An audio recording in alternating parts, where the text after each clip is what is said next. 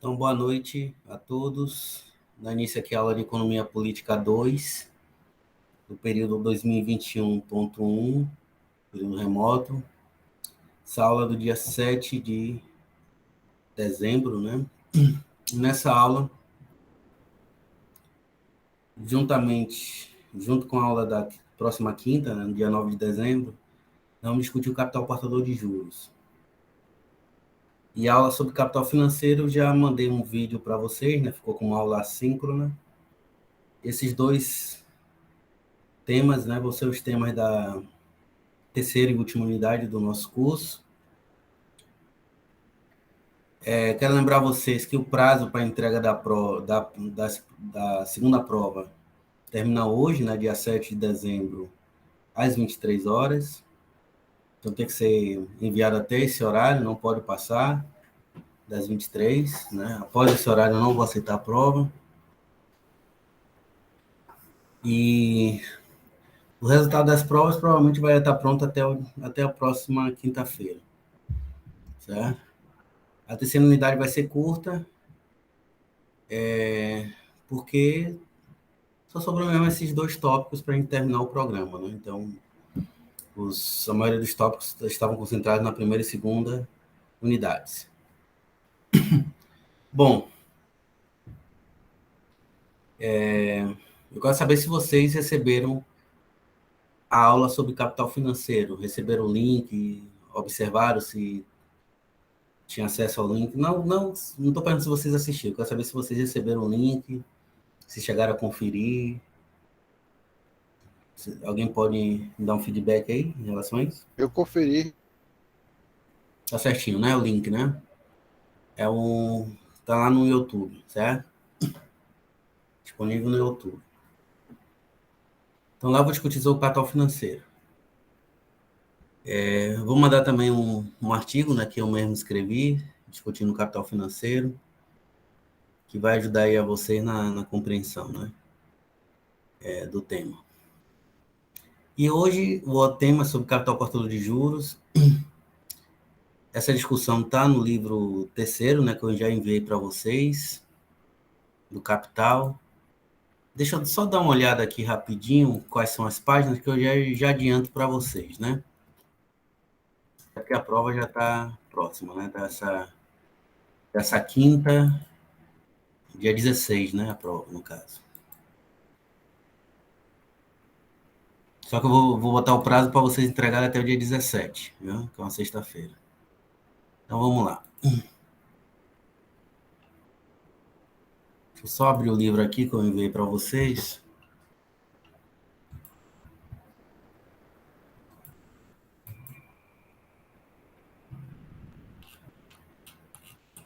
E aqui no sumário.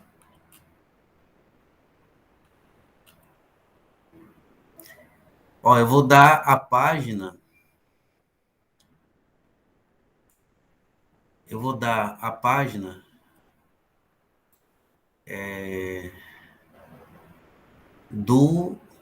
da Boitempo, né? Do livro da Boitempo que eu mandei em PDF. Certo? Vamos lá. Vocês vão ter que ler o capítulo 21, certo? O capítulo 22 e o capítulo 23. 21, 22 e 23. O nome dos capítulos, para quem tiver com versão de outras editoras. Primeiro que os capítulos estão na seção 5, né? Que é cisão do lucro em juros e ganho empresarial, capital portador de juros. Aí o nome do capítulo 21 é o capital portador de juros.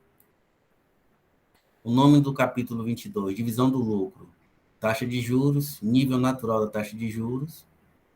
E o nome do capítulo 23, juros e lucro do empresário. Certo? Então são esses capítulos que vocês vão estudar.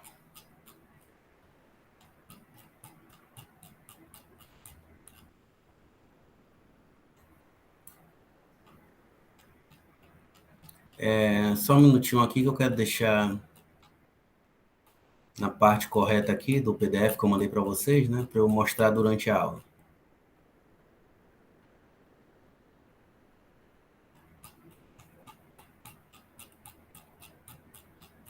Só um minutinho.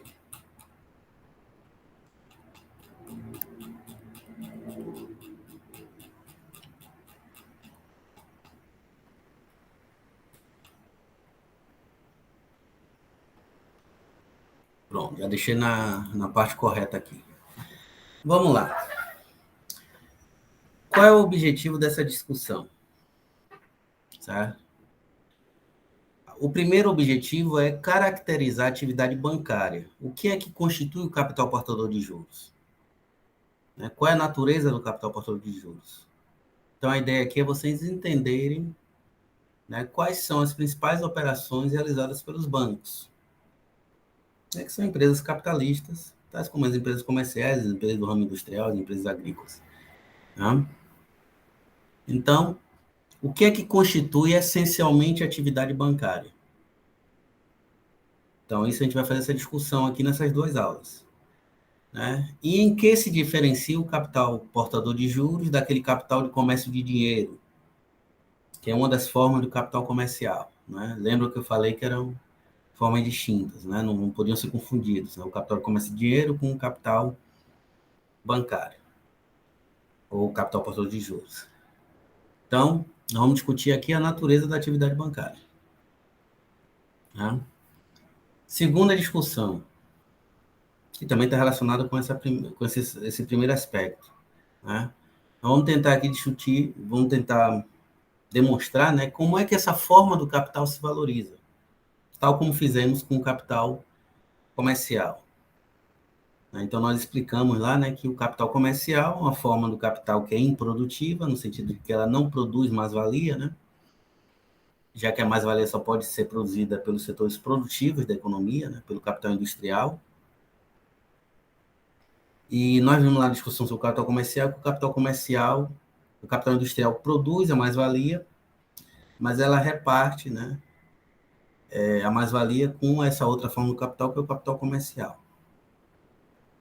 E aí nós vimos, né, como isso é feito através daquela discussão que nós fizemos sobre o lucro comercial.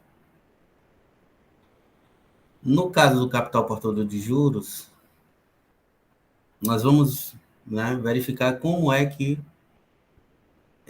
essa forma do capital, que também é improdutiva, no sentido de que ela não produz o excedente, né, não produz a mais-valia, como é que essa forma também se valoriza, ou seja, como é que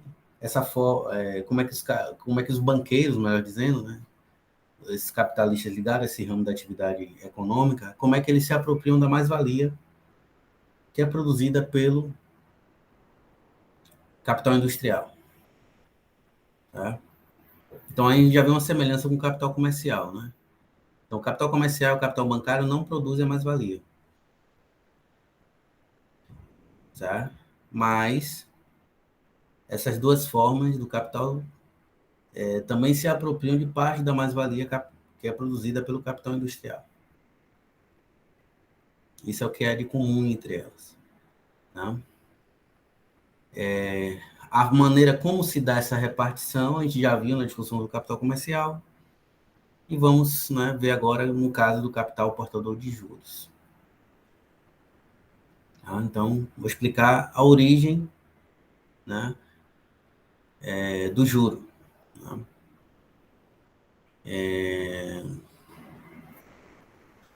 Para mostrar como é que se dá essa repartição entre o lucro industrial e o juro. Né? A parte da mais-valia que cabe ao banqueiro, né, ao dono do banco, e chama de juro. E a parte da mais-valia que cabe ao capitalista comercial, a gente chama de lucro comercial. A gente vai ver um pouquinho dessa discussão aqui nessas duas aulas.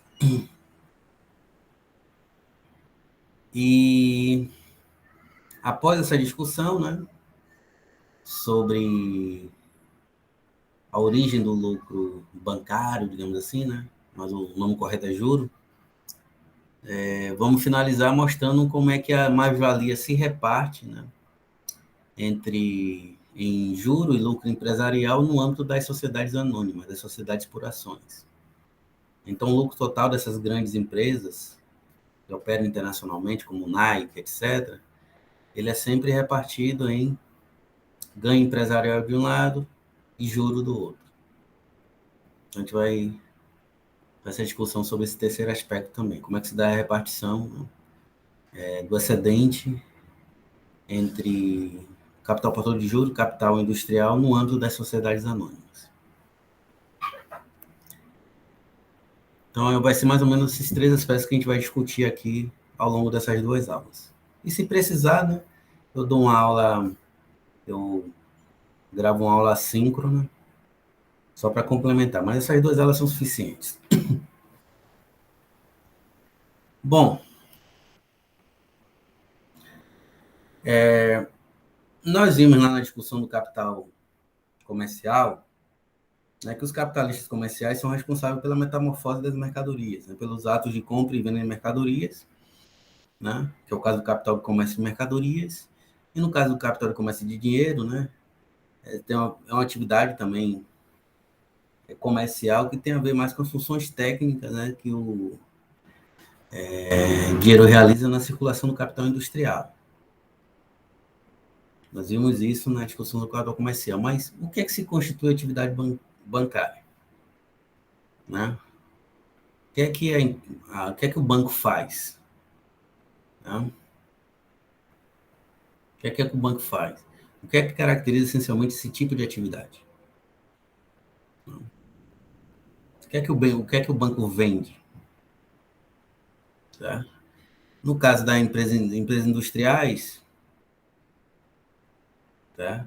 No caso das empresas industriais, isso fica fácil, né, de entender, porque é simples, né? Por exemplo, pegar a empresa, a fábrica da Maratá, né? Que é uma empresa industrial. Então, esse tipo de... No caso de um capital industrial, ele produz os biscoitos da Maratá, o café da Maratá, e depois vende esses biscoitos, esses cafés, etc., né? Em diferentes mercados. Mercado sergipano, mercado, enfim, baiano, diferentes mercados. Em diferentes produtos que são produzidos por essa empresa específica, né? No caso das empresas comerciais, é a mesma coisa, né? Nós sabemos que elas não são responsáveis pela produção, né, de bens e serviços, mas, principalmente no caso do capital de comércio de mercadorias, essas empresas são responsáveis pela metamorfose, ou seja, pela compra e venda de mercadorias. Então, por exemplo, a Consul produz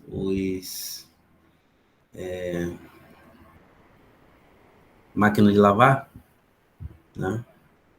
E no caso das empresas comerciais, essas empresas vão se especializar, né, na venda das máquinas de lavar da Consul, da Brastemp, da Electrolux ou de qualquer outra marca, né, famosa aí, está disponível no mercado. Né? A mesma coisa é os computadores, né? Então, Samsung produz computadores, a Positivo produz computadores, entre outras empresas, né, que produzem computadores, notebooks. E são essas empresas comerciais que vão se especializar na venda desses bens, dessas mercadorias. Certo? E a gente aí eu posso dar aqui uma série de exemplos que ilustram, né, que tipo de mercadoria essas empresas comerciais negociam. Né? Pode ser de computador, pode ser lapiseiras, podem ser tênis, né? Empresas como Leão de Ouro, por exemplo, vende tênis da Nike, enfim, né? Eletrodoméstico, móveis, né? Que são produzidos todas essas mercadorias por empresas industriais, do ramo industrial. Né? E os bancos? Qual tipo de mercadoria eles vendem? Né? Nós vimos que a economia capitalista se caracteriza, né, pelo fato de que você tem uma produção generalizada de mercadorias. E cada agente econômico individual é um produtor de mercadorias. Né? como produtor de mercadoria, eles produzem uma mercadoria específica e vendem essas mercadorias nos diferentes mercados de bens e serviços. Tá? E o banco? Que mercadoria os banqueiros, né, em função da divisão do trabalho, né? Qual é o tipo de atividade que vai ser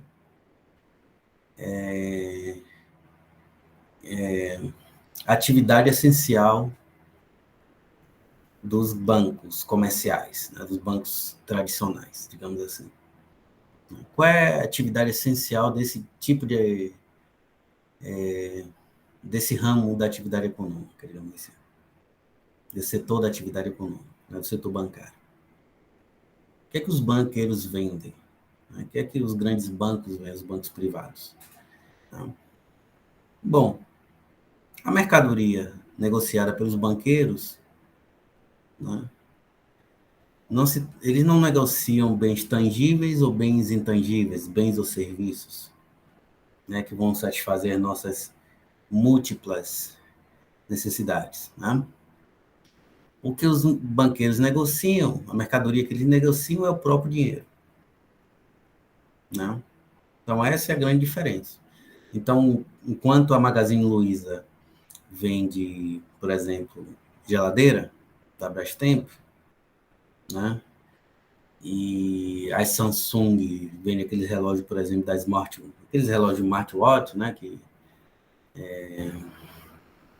como se diz, que serve principalmente para quem pratica atividade física, esse tipo de coisa, né?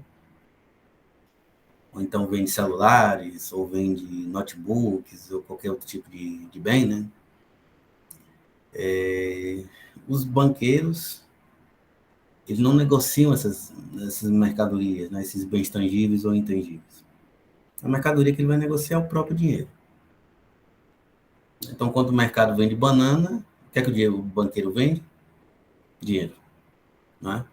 É exatamente isso. Né? O banqueiro vende dinheiro.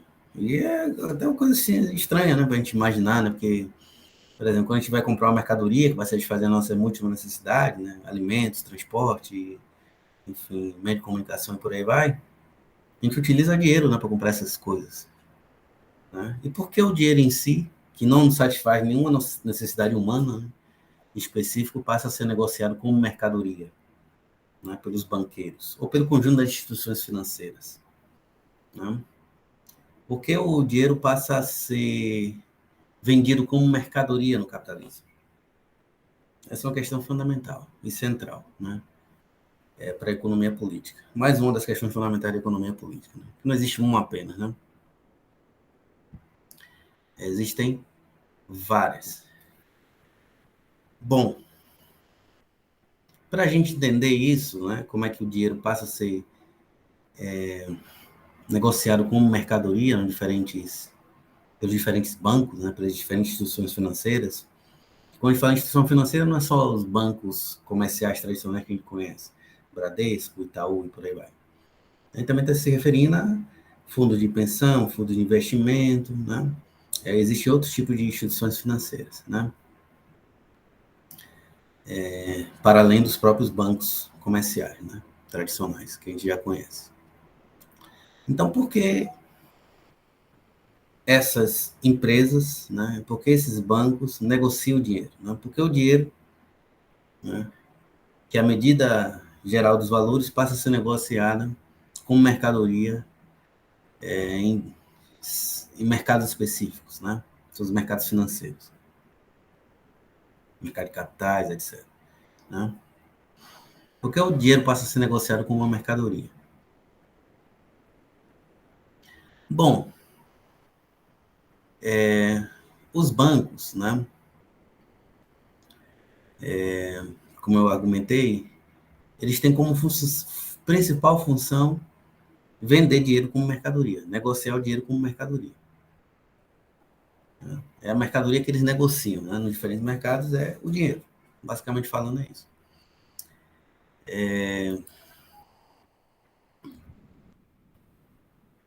E aí a gente se questiona, né? Como é possível isso, né?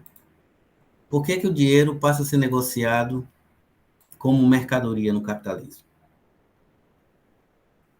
Bom, para responder isso, eu vou ter que voltar para aquela fórmula geral lá do capital. Tá? Nós vimos que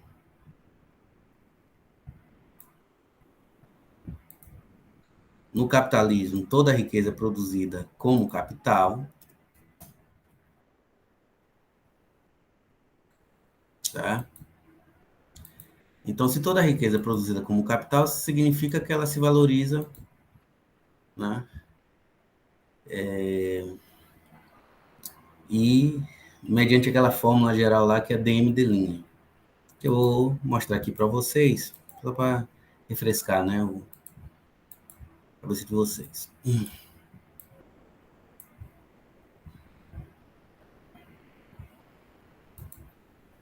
Que é o DM de linha, que é essa fórmula aqui já é conhecida de todos nós, né? Vi lá em Economia Política 1 e vimos também aqui na discussão lá sobre o ciclo do capital industrial. Então, uma soma em valor 1.000 que produz uma mercadoria X, que pode ser, por exemplo, computador.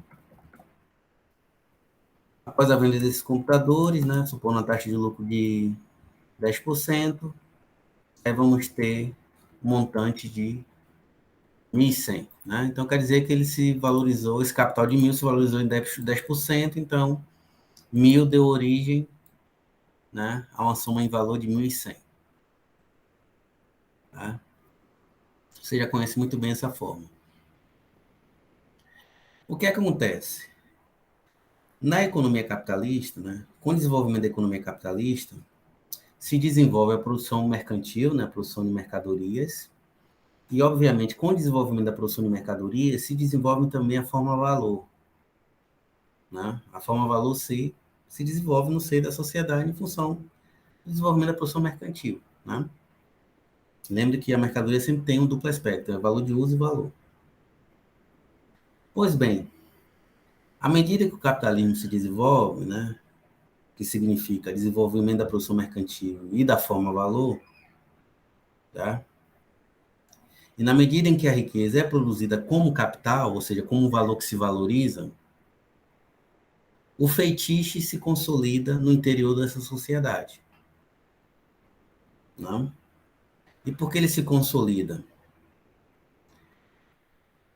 Porque, como nós vimos, né, a forma-valor, ela age, né, ela acaba mistificando as relações sociais. Então, as relações sociais entre pessoas passam a ser expressas como relação entre coisas, tá? Ou seja, entre objetos inanimados. Então, você tem uma reificação da relação entre as pessoas, no sentido que as pessoas passam a figurar como coisa, né? E, por outro lado, relações sociais entre coisas, ou seja, as coisas figurando como sujeito. O sujeito figura como objeto, as pessoas, os agentes de produção, e, por seu lado, as coisas passam a figurar como sujeito, né? Como se houvesse relações sociais entre as próprias mercadorias, ou entre as mercadorias e o dinheiro. Então, isso que é o fetichismo da mercadoria. Né? Então, o capitalismo ele tem um aspecto místico, de certa forma. Né? Já que essas relações sociais entre os agentes de produção, entre os produtores de mercadorias, são relações que não são transparentes nem racionais. Não são transparentes nem racionais. Daí o conteúdo místico, né, fantasmagórico da forma-valor. É porque o Marx, né, deu importância a essa discussão sobre o fetichismo da mercadoria. Então, com o desenvolvimento do fetiche da mercadoria, que vai se consolidar principalmente a partir do surgimento da forma dinheiro, né, só para refrescar a cabeça de vocês, né? Por exemplo, o poder de compra do dinheiro passa a ser visto como algo inerente à própria coisa, né? Ao próprio dinheiro. Como fosse na natureza do próprio dinheiro poder comprar coisas. econômico, na verdade, é uma propriedade social, né? O poder de compra do dinheiro é fruto do desenvolvimento das relações de troca entre os agentes de produção. Então, né? Então, com o desenvolvimento das relações de troca, isso vai dar origem ao dinheiro. Então, por exemplo, nós três aqui somos agentes de produção, nós somos produtores de mercadorias. E aí, com o desenvolvimento do comércio, dos mercados, etc., das relações de troca, cada agente de produção, né, cada produtor de mercadoria, passa gradativamente, né, a expressar o valor de sua mercadoria individual numa única e mesma mercadoria. Então, por exemplo, a Iuli, né, ela produz, por exemplo, celular. E aí, no meio de... Aí, como nós sabemos, né, em todos os mercados você tem milhares de produtores de mercadorias. Só que tem uma mercadoria que passa a ser, né, a mercadoria aceita por todos, né, onde o produtor dessa mercadoria específica tem mais facilidade, né, para, enfim, para poder trocar sua própria mercadoria com mercadoria produzida por outros produtores de mercadorias, por outros agentes de produção. Então, a maior facilidade, né, em negociar essa mercadoria faz com que essa mercadoria, com o desenvolvimento dessas relações de troca, né, que ela tenha vantagem sobre as demais, né? Ou seja, ela passa a ser aceita universalmente. Então, se desenvolve o costume, né, no interior da sociedade, de que cada produtor de mercadoria, tipo eu, a Yuli ou a Laô, né, que estão presentes aqui nessa aula virtual, a gente acaba desenvolvendo o costume, né, de expressar o valor da nossa mercadoria, da mercadoria que nós estamos produzindo. Por exemplo, a Yuri produz celular, eu produzo mouse, e o Alaô produz notebook, né? Como tem uma mercadoria que passa a ser aceita universalmente, então, o que é que a gente vai fazer? Essa mercadoria que tem maior facilidade de negociação, a gente passa a expressar o valor da nossa própria mercadoria em termos dessa outra mercadoria, que no caso é o ouro. É claro que outras mercadorias já assumiram essa função, né, de dinheiro, né, que é o pulsal, né, a concha, tá?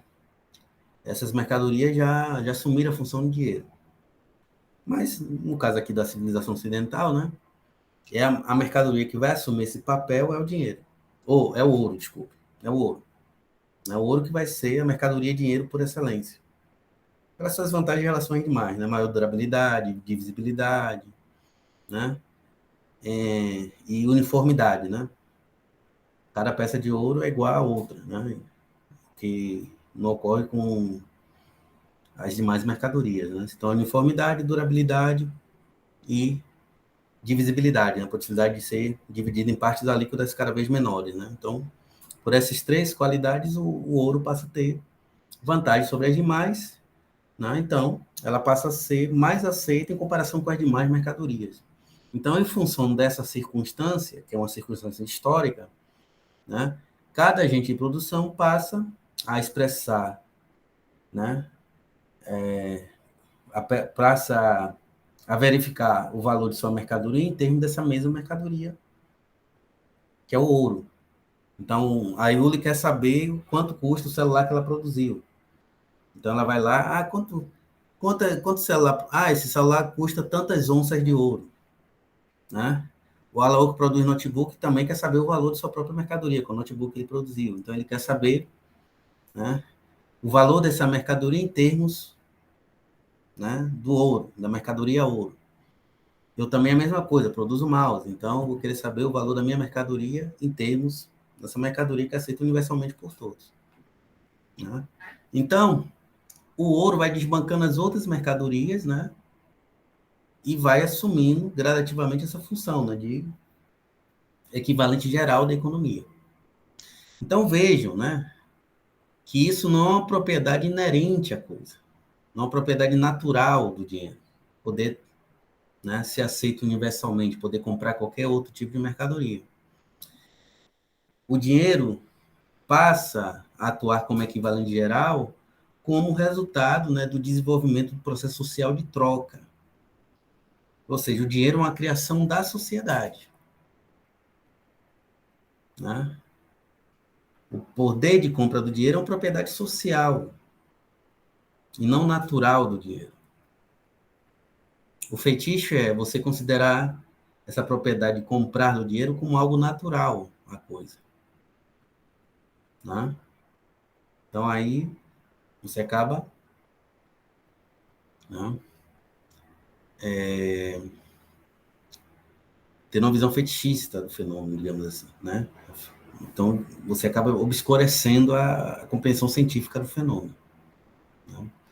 Então, é isso que é o caráter fantasmagórico e místico da forma mercadoria, que vai atingir o seu ápice, né, principalmente com o surgimento do dinheiro. Né? Que aí o dinheiro, a própria forma valor passa a ser visto como um autômato, né, como uma coisa dotada de vida própria. Né? Então, isso que é o fetichismo, na visão do Marx. Né? Então, isso que é o que caracteriza as relações sociais no capitalismo. Pois bem,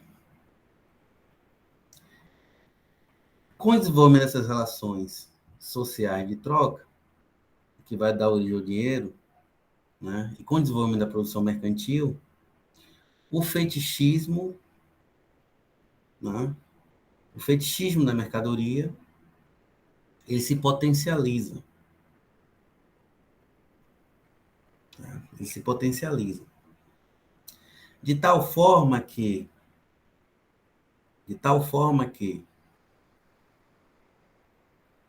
para cada soma de dinheiro em particular,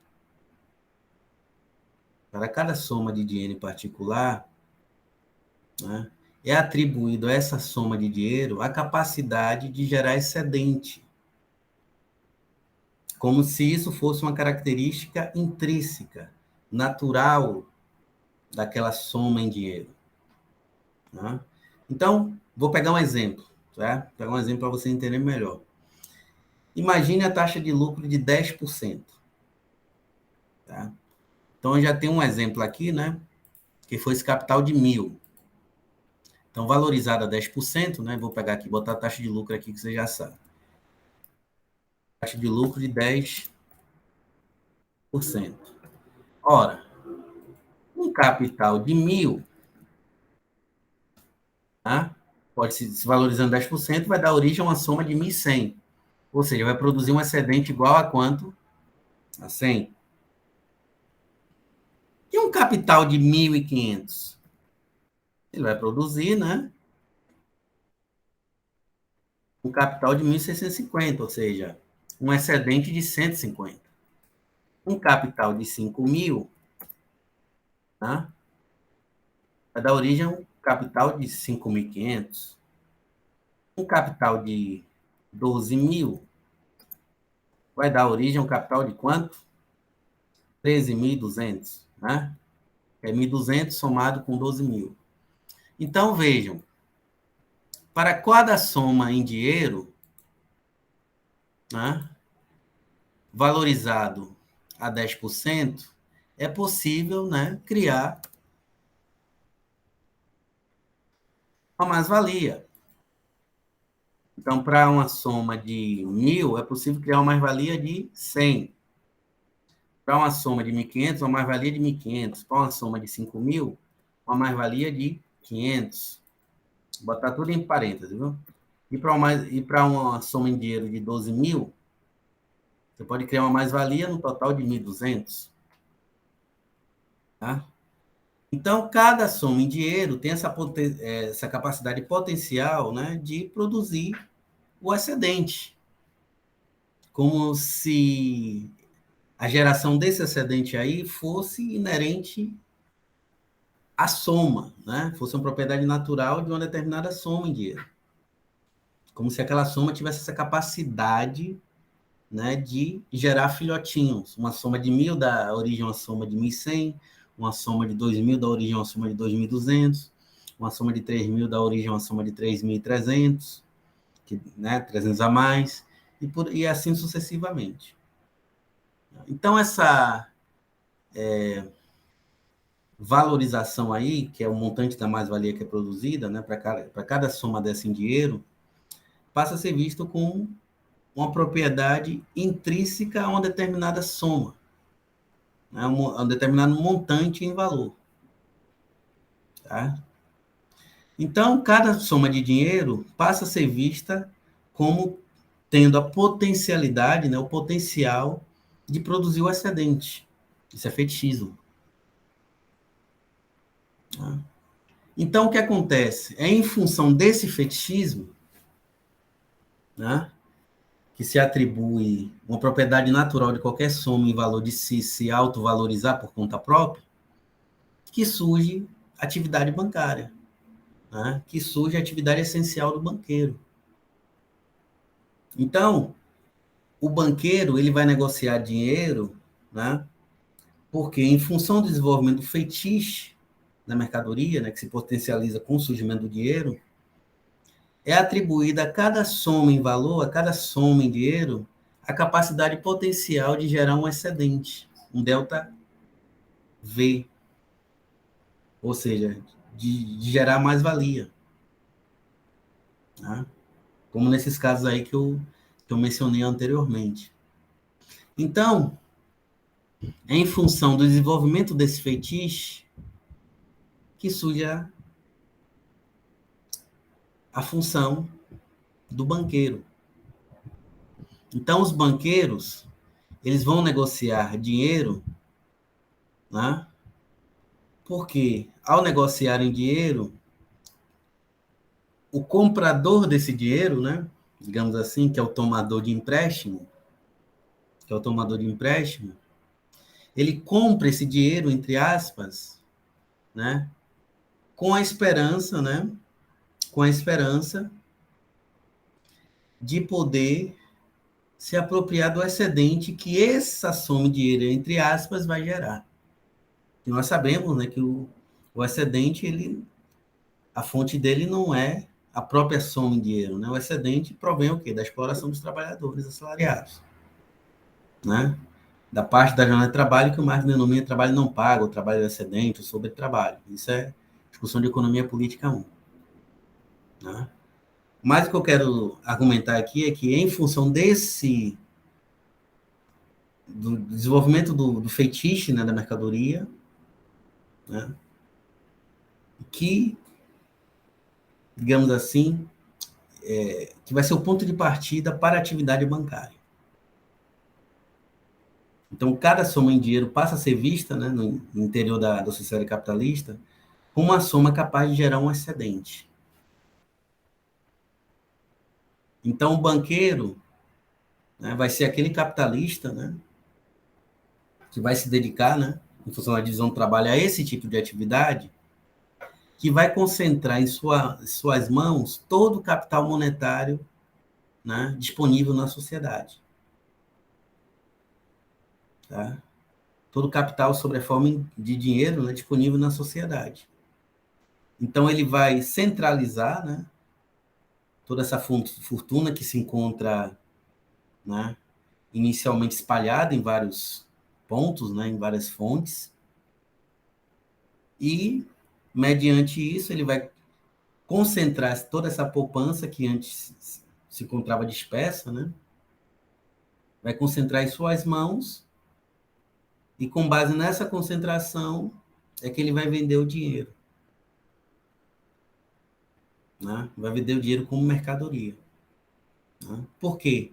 Porque essa soma em dinheiro promete gerar filhotinhos, promete gerar o excedente. Então, o que é que o banqueiro faz? Ele concentra esse capital monetário e aí nos vende, né? Dando origem a uma nova relação social, uma nova relação econômica, que é a relação entre o prestamista e o mutuário, certo? Que é a relação entre o prestamista e o mutuário, ou seja, entre aquele que concede o empréstimo, né? Ele que concede o empréstimo, que empresta o dinheiro, né? Que no caso são os bancos, e aquele que toma o empréstimo, né? Ou seja, o tomador do empréstimo, dando origem à relação, né? A partir efetivação dessa relação se dá origem a duas categorias econômicas importantes, que é o quê? Que são quais? O credor e o devedor. Certo? O credor e o devedor. Vou dar uma pausa aqui, eu quero abrir aqui para ver se vocês têm alguma dúvida inicial sobre isso.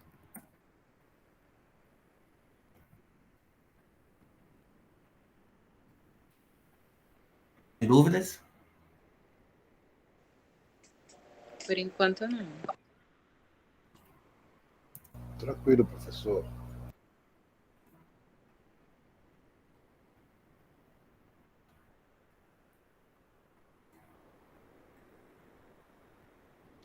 Bom, então, bora. Desse feitiço, né, dessa possibilidade de que uma soma de dinheiro possa, né, produzir o excedente, a mais-valia, é isso que vai ser o ponto de partida, né, para a função desempenhada pelos bancos, né, que é de negociar o próprio dinheiro como mercadoria. Né? Bom, se a gente for observar, tá? Se a gente for observar o processo de valorização do capital bancário,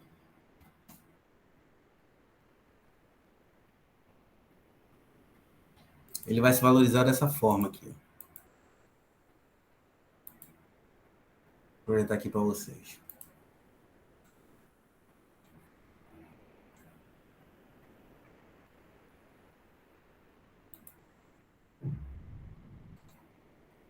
Estão vendo aí, né? Sim.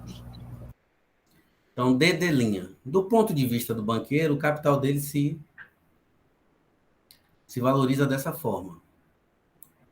Podem ver que vai ter muitas coisas em comum com o que eu discuto lá no vídeo, né? Porque também lá eu falo um pouco sobre capital portador de juros.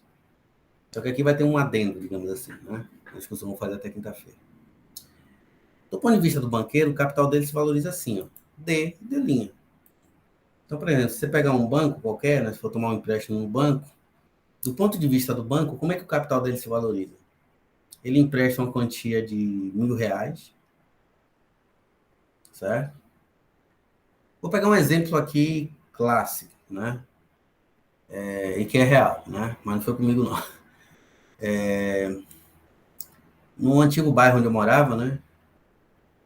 Em Salvador, teve um rapaz que era amigo, não amigo meu, mas amigo de um grande colega meu, né? Esse colega meu me contou a história desse rapaz, né? Ele fez um empréstimo junto ao banco de R$ 400.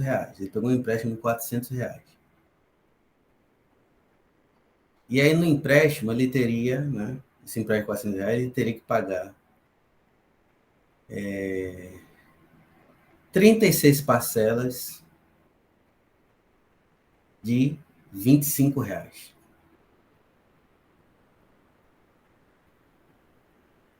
Não sei se ele pagou ou não, mas vamos imaginar aqui que ele pagou, né? Isso foi uma história que o meu colega falou, uma história verídica, né? Então, veja, o banco, ele emprestou 400. E após o final do contrato de empréstimo, multiplica aí 36 vezes 25. Vai dar quanto? 900, correto? 900. Para o banqueiro, o capital dele se valorizou assim, ó. D'.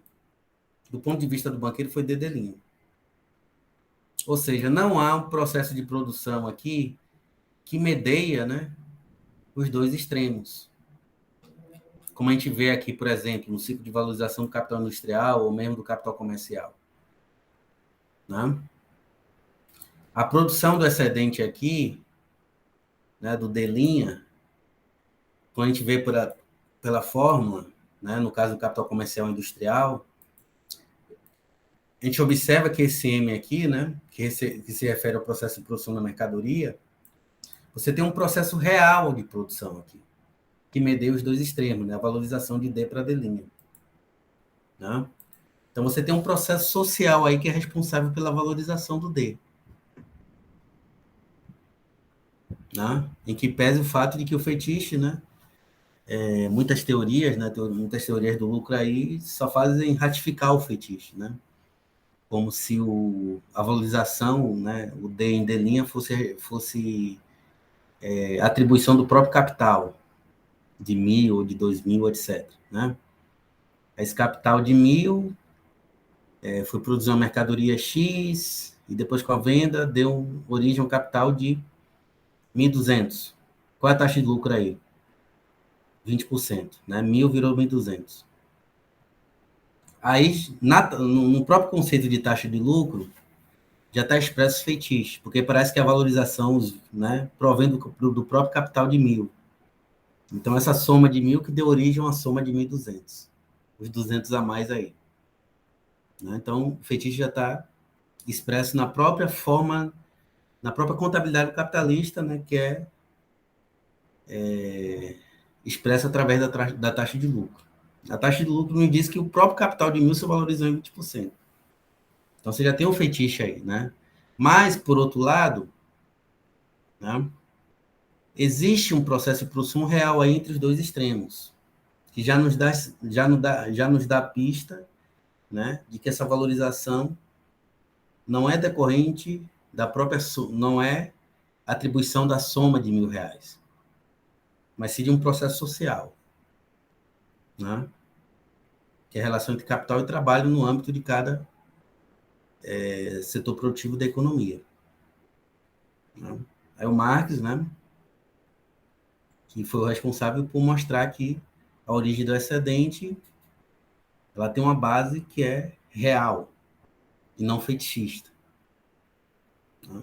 Por isso que ele, enfim, desenvolveu a teoria da mais-valia e mostrou que, e contrariamente à taxa de lucro, ele desenvolveu uma outra conceito importante, que é a de taxa de mais-valia, para mostrar que toda valorização depende, é causada pelo capital variável, e não pelo capital global, né? Não pelo capital global. Né?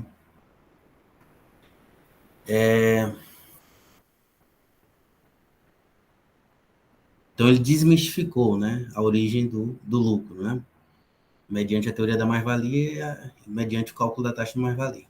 Ele mostrou lá no livro primeiro. Já aqui, não.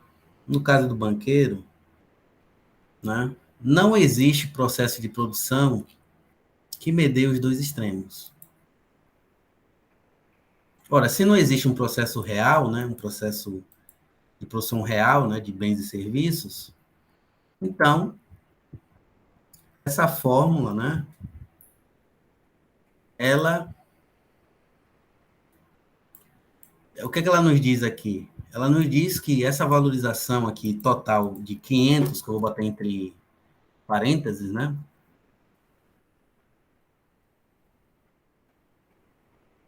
A valorização total de 500, vou botar até em verde aqui para vocês verem diferente, né?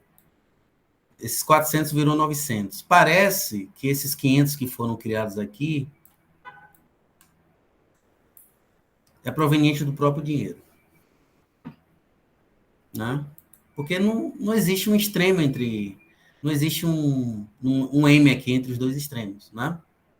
Então, é como se o dinheiro fosse capaz de gerar filhotinhos. Né? Então, uma soma de 400 deu origem, nesse caso, para você ver como os juros são absurdos no Brasil, né? Deu origem a uma soma que é superior à soma que foi com o empréstimo. Se vocês fizerem simulação, né? Se vocês fizerem simulação de empréstimo, vai ser exatamente esse caso aí. Vocês podem fazer simulação em banco, né? Pode até ir numa instituição BMG, não sei o quê, das vidas aí, faz simulação, você vai ver que o somatório total, né, o excedente total vai ser superior à soma que foi, né, que foi objeto do empréstimo. como nesse caso aqui. Esse caso é real, não é ficção, não é hipótese aqui, não, que eu estou criando, não. A pessoa pegou 400 e, pelo contrato de empréstimo, teria que pagar R$ 25 por mês durante 3 anos. Tá?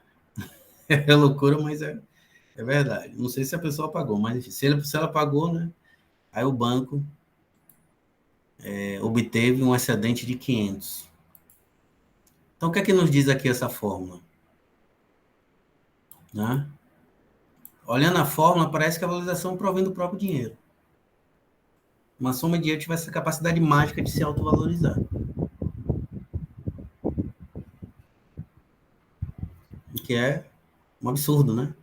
A gente olhar para... Como assim?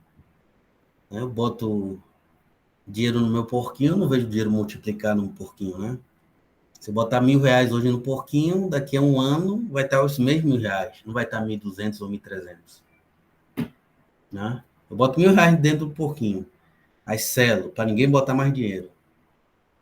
Né? Quando for quebrar ano que vem, não vai estar 1.100 ou 1.200, vai continuar os mesmos R$ 1.000. Né? Acho que você já deve ter guardado dinheiro em porquinho, né? Esse tipo de coisa, né? No colchão de casa, não é isso? No caso de você, já multiplicou assim por conta própria o dinheiro? Acho que não, né? Acredito que não, né? Então, essa fórmula está dizendo que isso é possível. O que por só é um absurdo, né? É por isso que o Marx, lá, né, ao longo desses capítulos, 21, 22, 23, vai dizer que o capital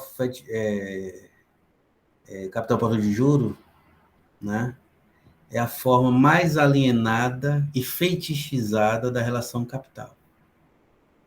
Por que isso? Porque ela leva, né, ela potencializa o fetiche. Né? Potencializa o fetiche. No sentido de que parece que a valorização é proveniente da própria soma em dinheiro. Não existe um processo social aí que está por trás dessa valorização aí, dessa soma em dinheiro.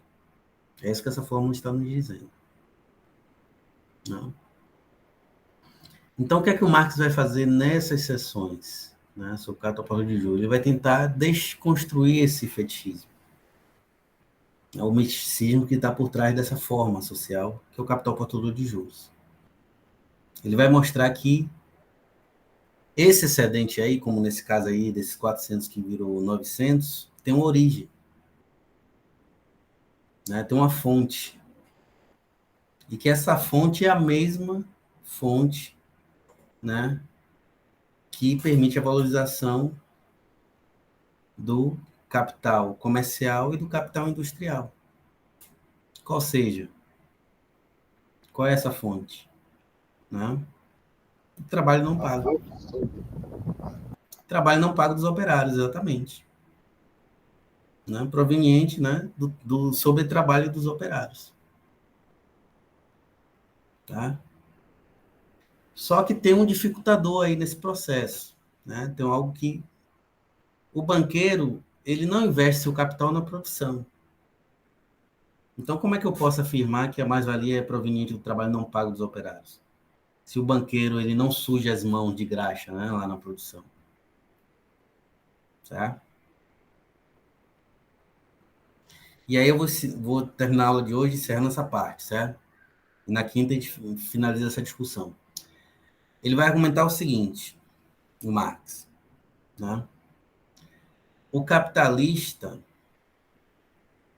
né, industrial, ou industrial não, o banqueiro, né?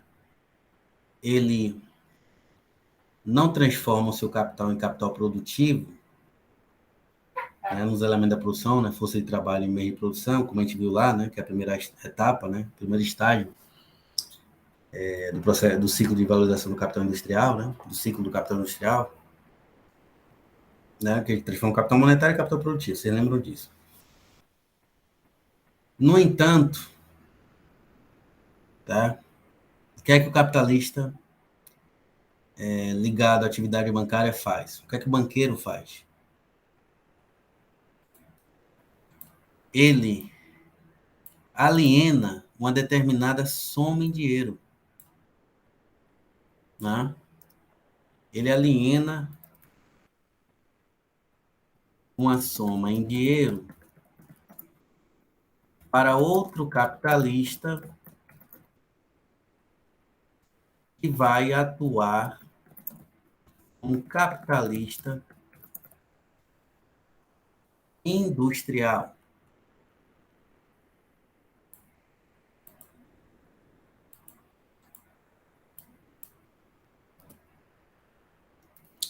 Bom, aqui eu me referi a um processo de empréstimo para pessoa física, mas vamos pensar nos empréstimos para pessoa jurídica, né, para as empresas industriais, etc. Né? Pois bem, o banqueiro, o que é que ele vai fazer? Como a atividade dele mesmo, a atividade dele por si só não tem capacidade de criar excedente, não,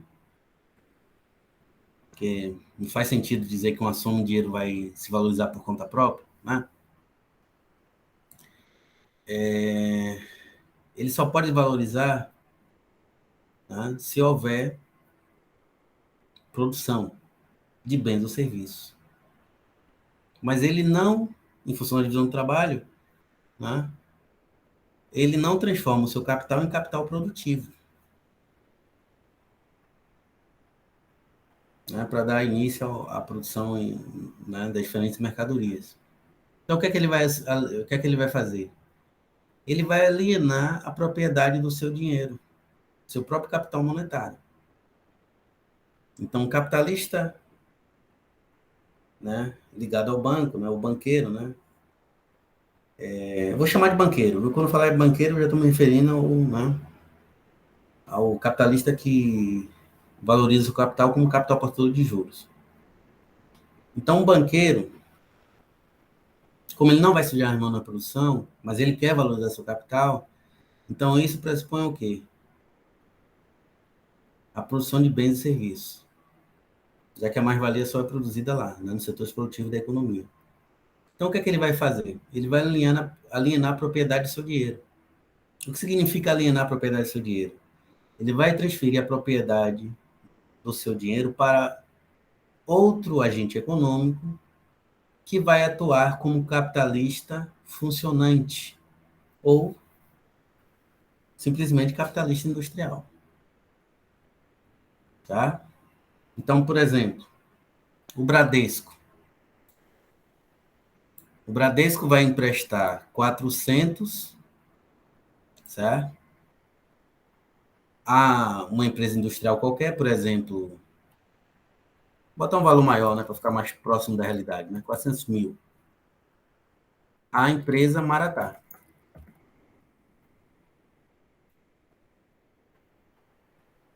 Emprestar 400 mil. Ou então a Samsung, né? Se a Samsung ou qualquer outra empresa. Com esses 400 mil, o que é que a empresa vai fazer? Vai transformar esses 400 mil em capital produtivo. Vai comprar meios de produção e força de trabalho para viabilizar a produção dos celulares da Samsung, ou notebook da Samsung, ou qualquer outro bem produzido pela Samsung. Esses relógios smartwatch, por exemplo, né, ou qualquer outro bem. Tá? Aquelas capinhas, né, para celular e por aí vai. Então vai dar início à produção. E aí vai, né, a produção vai ser concretizada, né, vai ser viabilizada. Capitalista industrial, né, vai combinar esses dois elementos da produção e aí vai produzir os diferentes bens da Samsung. Esses bens serão vendidos e com a venda, não, e com a venda, após a venda, né, o somatório da venda de todas as mercadorias que foram produzidas pela Samsung vai ser superior a quanto? A 400 mil. Vai dar, por exemplo, supondo que a taxa de lucro seja 15%, vai ser 460 mil. 460 mil. Aí o que acontece? 15% de 400 mil dá 60 mil. Então, o que é que vai acontecer? Após o final do período de empréstimo, né, do contrato de empréstimo, né, então o dono da Samsung vai financiar, né, vai pegar esse dinheiro emprestado de algum banco. Então, ele vai financiar a produção desses televisores. Com a venda desse televisor, vai ser igual a 460 mil. Então, ao final do contrato de empréstimo, ele vai devolver o principal, né, ao banco, né, um montante de 400 mil, né, ao final do contrato de empréstimo. Só assim o banqueiro, né, após o final do contrato de empréstimo, ele pode reaver a quantia que ele alienou, né, que ele transferiu a propriedade para outro capitalista, que é o capitalista industrial, que no caso aqui é o dono da Samsung. E esses 60 mil que foram produzidos lá na produção, né, foram criados lá na produção, pela força de trabalho, pelos operários da Samsung, será repartido, certo, entre o capitalista industrial e o banqueiro. Então, a parte desses 60 mil, que é um valor novo criado, vai ficar, né, quem vai estar de posse de parte dessa soma vai ser o dono da Samsung, por exemplo, né, que é o exemplo que eu estou chamando a atenção aqui. E o banqueiro também vai se apropriar de uma parte desses 60 mil. Então, por exemplo, após o final do contrato de empréstimo, né, quando o capitalista, o dono da Samsung, pagar todas as prestações, o banqueiro vai reaver os 400 mil que estão diluídos aí nessa quantidade, por exemplo, o financiamento foi para 5 anos. Né? Então, o somatório dessas prestações, ao longo de 5 anos, ele vai conseguir reaver os 400 mil que ele emprestou, que é a soma principal. E, além disso, também, ele vai obter um plus, que é parte desses 60 mil aí, que eu chamei a atenção aqui de vocês. Tá? E a outra parte desses 60 mil vai ser apropriada pelo dono da Samsung. Agora, a forma como se dá essa apropriação, né? O quanto vai caber a cada um desse capitalista, né? Desse total do total da mais-valia produzida, é o que a gente vai ver na próxima aula, né? Porque aí a gente vai dar início à discussão de alguns conceitos que são fundamentais. Conceito de taxa de juros, conceito de juro, que é uma categoria econômica importante, e o conceito de lucro industrial. Tá? Lucro industrial. Então, na próxima aula, a gente finaliza essa discussão. Tá? Aqui eu só queria mostrar o processo no seu conjunto, né? No nível alto de abstração. Na próxima aula, a gente vai ver isso com mais detalhes, né? Introduzindo todas essas categorias aí que eu chamei a atenção aqui. Ok? Ficou claro? Ok, professor, tudo bem. Yuli? Ok, professor.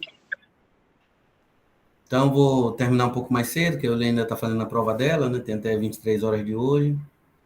Já enviei. Ah, então, melhor ainda. Mas, assim, eu só queria, né?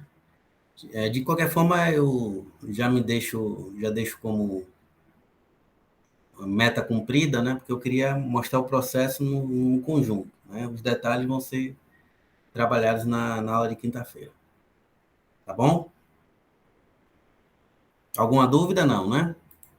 Não. Não. Então, beleza. Então, vou fechar a gravação aqui.